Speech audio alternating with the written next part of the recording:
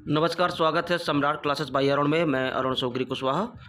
UP TET 2026 जो पात्रता परीक्षा होनी है उसमें से उच्च प्राथमिक स्तर के लिए सामाजिक विज्ञान खंड से आज हम बहुत ही महत्वपूर्ण टॉपिक स्वर ज्ञान और राग परिचय से संबंधित महत्वपूर्ण 20 प्रश्न लेकर आए हैं। मैं आपको दिखा देता हूं। इसमें हमने क्या किया, पहले पाठ जो प्रश्न है उसका पहले हमने थोड़ा सा बेसिक देने का प्रयास किया, फिर उसके बाद जो कहीं ना कहीं प्रश्न पूछे गए PYQ वो क्वेश्चन हम देने का प्रयास करेंगे। ठीक है, तो उसके पहले यदि चैनल में नए हैं तो सब्सक्राइब जरूर करिएगा ताकि आने वाला वीडियो आपको अपडेट ग्रुप में मिलता रहे। तो आइए शुरुआत करते हैं। पहला प्रश्न है,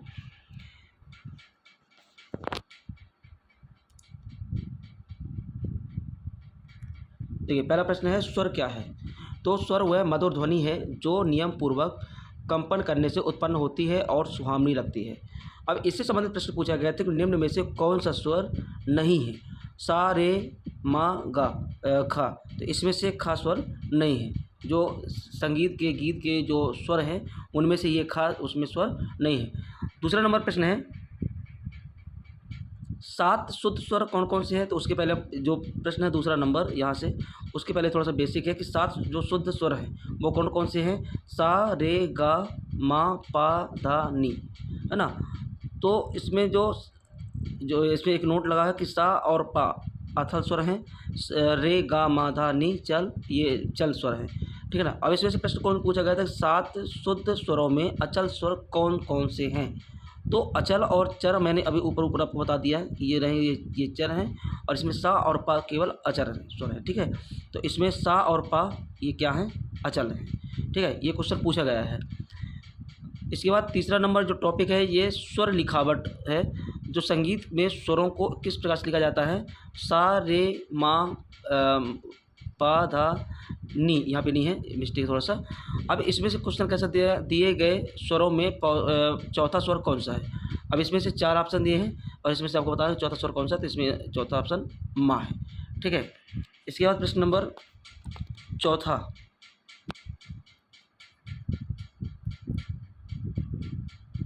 स्वरों के प्रकार कौन कौन से हैं। तो स्वर 2 प्रकार के होते हैं, एक शुद्ध और एक विकृत। ठीक है, तो स्वर कौन कौन से आते हैं। तो रे गा धा नी, और जबकि माँ क्या होता है, ये तीव्र स्वर होता है। इसमें से प्रश्न पूछा गया है कि निम्न में से तीव्र स्वर कौन सा है। तो उत्तर है तीव्र माँ। इसके बाद 5वां प्रश्न है, स्वर स्थान यानी थाट में स्थिति कैसी है। तो ये सब लिखा हुआ है कि ये पूरे ये सारे गामा पधन के स्वर है और इनको कहते क्या क्या है, ये सब लिखे हैं। ठीक है ना, इनको आप वीडियो रोक कर देख सकते हैं।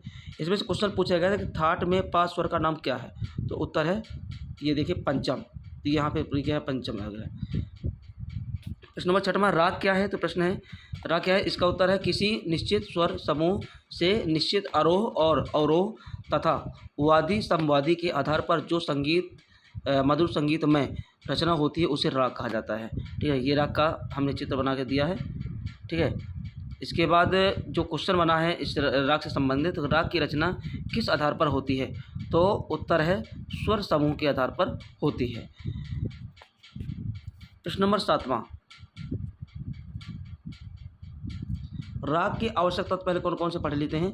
आरोह, अवरोह, वादी, समवादी, पकड़, समय। इनके अर्थ भी यहाँ लिखे गए हैं, तो अर्थ भी एक बार पढ़ लीजिएगा। ठीक है, अर्थ पढ़ने के बाद आप इसमें क्वेश्चन देखेंगे कि राग की पहचान किससे होती है। तो उत्तर इसमें पकड़ से, ये लिखा हुआ है कि राग की पहचान किससे होती है, पकड़ से होती है।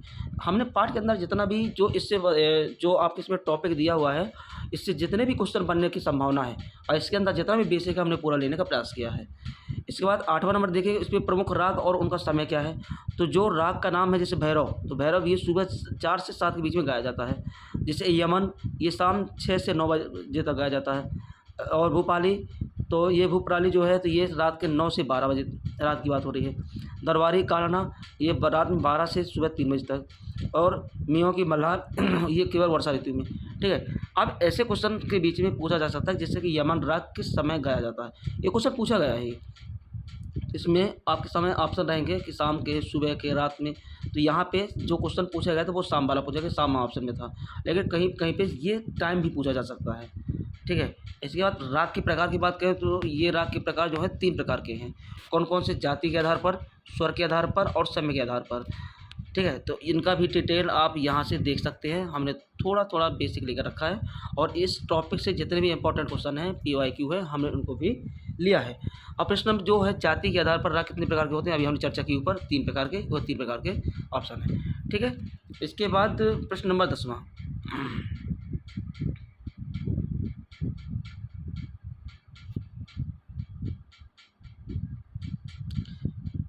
प्रश्न नंबर 10वां देखिए, आरोह अवरोह का उदाहरण राग यमन। ठीक है ना, तो इसमें से उदाहरण कौन कौन से हैं, तो ये आरोह के हैं और ये अवरोह के हैं। ठीक है, इसको आप ध्यान से देख लीजिएगा। और जो इसमें जो चिन्ह लगा है, जिससे ये लगा है ना चिन्ह और इसमें भी लगा है, ये तीव्र माध्यम कहलाता है। ठीक है, और इसमें से प्रश्न बनता है कि राग यमन का अवरोह किस प्रकार का होता है, तो इसका ऑप्शन है बी नंबर, सा रे गा मा पा धा नी सा।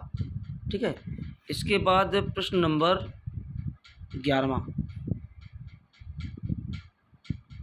आपको बता दें चैनल में नए तो सब्सक्राइब जरूर करिएगा, क्योंकि हम इसी तरह से आपके पाठों का बेसिक और बेसिक साथ साथ प्रश्न कराने का जरूर प्रयास करेंगे, लेकिन उसके लिए आपका सहयोग जरूरी है।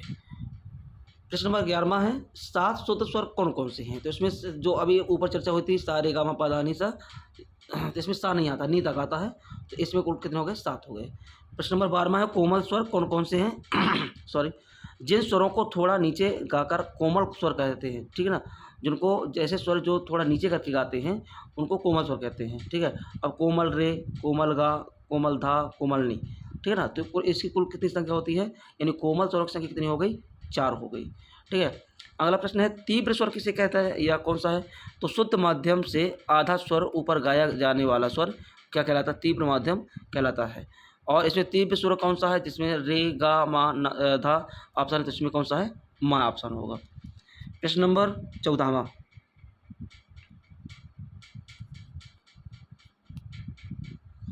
शुद्ध कोमल और तीव्र स्वरों का वर्गीकरण। इसमें से शुद्ध स्वर कौन कौन से हैं, शुद्ध स्वर कौन से हैं, कोमल स्वर कौन से हैं, तीव्र स्वर कौन से हैं, है ना, इसका ये पूरा हमने डिटेल दिया है। और इससे प्रश्न बनाता है कि निम्न में से तीव्र स्वर कौन सा है, तो उत्तर है तीव्र मा। अब हमने ऊपर चर्चा भी की थी। सप्तक क्या है, तो सात से अगले सात तक के जो 7 स्वर होंगे उसकी जो श्रृंखला होगी उसको सप्तक कहा जाता है। ठीक है, और ये पूरा क्रम है। उसके बाद जब भी नया स्टार्ट होगा सात से, फिर वो क्या कहलाएगा, सप्तक कहलाएगा। तो एक सप्तक में कुल कितने स्वर होते हैं, तो 7 होते हैं। प्रश्न नंबर 16वां है, सप्तक के प्रकार। सप्तक के प्रकार 3 प्रकार होते हैं, एक मंद्र सप्तक, एक मध्य सप्तक, एक तार सप्तक। ठीक है, कौन सा, तार सप्तक। ये हमने चित्र बनाने का प्रयास किया है, हमने पूरा विधिवत लेने का प्रयास किया है, आप वीडियो जरूर एक तरफ से देखिएगा। मध्य सप्तक का मध्य सप्तक किसे कहा जाता है, तो होता है बीच का सा कहलाता है। ठीक है, इसके बाद प्रश्न नंबर 17वां, आरोह और अवरोह क्या है, तो आरोह जो है तो स्वरों को निम्न में से उच्च क्रम में गाने की प्रक्रिया क्या कहलाती है, आरोह कहलाती है। और अवरोह क्या है, जो स्वरों को उच्च से निम्न क्रम में गाने की जो प्रक्रिया है उसे अवरोह कहा जाता है। ठीक है, तो जिससे प्रश्न बनता है कि उच्च से निम्न क्रम में गाने को क्या कहा जाता है, अवरोह कहा जाता है। प्रश्न नंबर 18वां, वादी और संवादी स्वर क्या है, तो वादी स्वर और किसी राग का सबसे महत्वपूर्ण स्वर होता है। संवादी स्वर वादी स्वर से पंचम यानी 5वें या चतुर्थे पर स्थित स्वर कहलाता है, क्या, संवादी। इसके बाद इसमें एक नोट है, वादी सबसे अधिक और संवादी उसके बाद प्रयुक्त होता है। राग का सबसे महत्वपूर्ण स्वर क्या है, तो इसमें वादी स्वर है। ठीक है, प्रश्न नंबर 19वां है, न्यास स्वर क्या होता है, जिस स्वर पर आकर गायक ठहरता है या विश्राम करता है उसे न्यास स्वर कहा जाता है।